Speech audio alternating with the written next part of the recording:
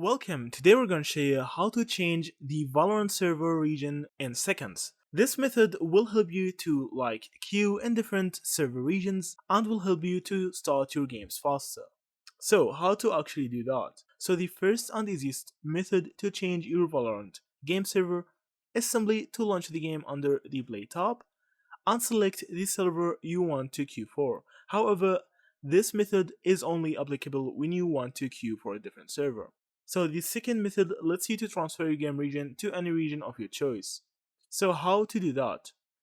You need to actually to contact Riot support. So we need to go to Riot support page, I'll see from here. So you need to sign into your account.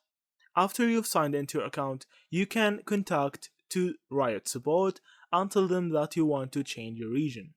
After that, they will change your region permanently, and every time you want to change your region, you can re-speak with Riot support and they will help you to change your region. So that's it. Thank you for watching and see you in the next videos.